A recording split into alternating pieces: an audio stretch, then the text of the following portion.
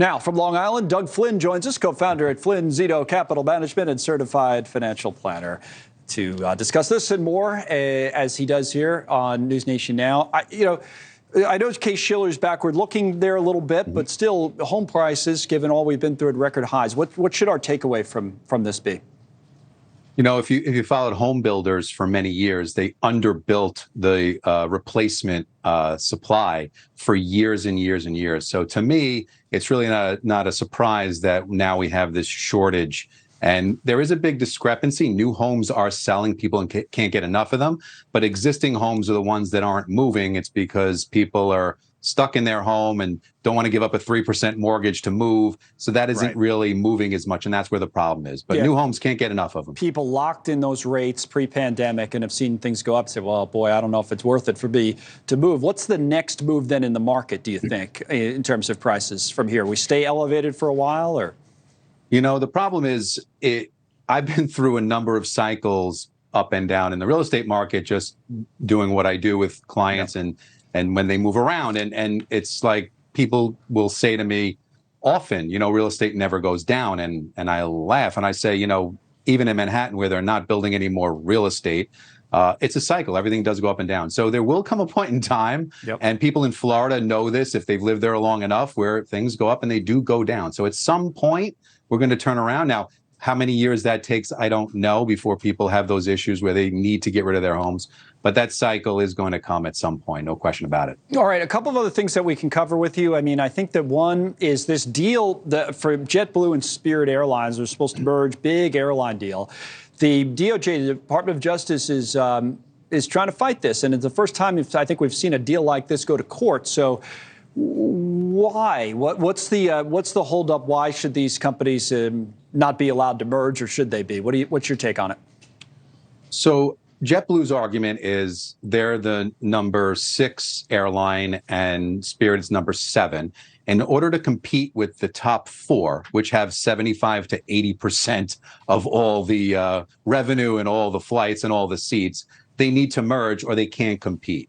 That's their argument. The government's argument is if you merge and get rid of a small airline and one that typically caters to the lower cost area, prices are going to go up for consumers, and they don't want that. So they're going to battle it out, and JetBlue's going to have all these arguments as to why prices are not going to go up, and how they need to do this to stay viable. And that's pretty much a theme across a lot of industries, is the big keep getting bigger, whether it's the banks or anything else, and some of the smaller firms go by the wayside. Now, whether or not it actually costs consumers more, I don't know, but I'm sure there's going to have to be some assurances to that to make this go through. Otherwise, they're not going to let it. All right, last point. I believe President Biden just wrapped up his comments we referenced before the last break. So let's listen to a little bit of what he had to say, and then we can talk about that. This is from the president today. About basic fairness. People are tired of being played for suckers. And my administration is going to continue to crack down on junk fees across the economy to protect consumers, promote competition, and give families across the country, as my dad would say, just a little bit of breathing room.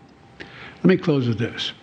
When I ran for president, I promised we'd not continue the trickle-down economics of the past. All right. A whole lot trickle down. So that was the president there just a short time ago. His dad had a number of sayings, by the way, but apparently that was one of them. So the retirement accounts, when he talks about junk fees, I mean, you deal with this a lot, right, for clients. So what's the deal here in terms of what they're trying to I guess, help out with? So here's the issue. The industry completely confused everybody by calling everyone in my industry a financial advisor. In reality, this is much simpler. We don't need a whole host of regulation if they would just simply say this. Anyone who works by commission, there's nothing wrong with working by commission. Real estate brokers work by commission. We all know how they work. Investment brokers and investment salespeople can work that way.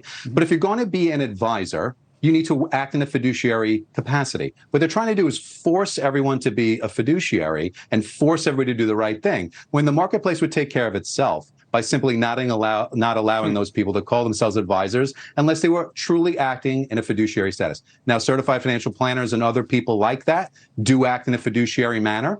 And so, maybe some of the people that aren't doing the right thing will go by the wayside.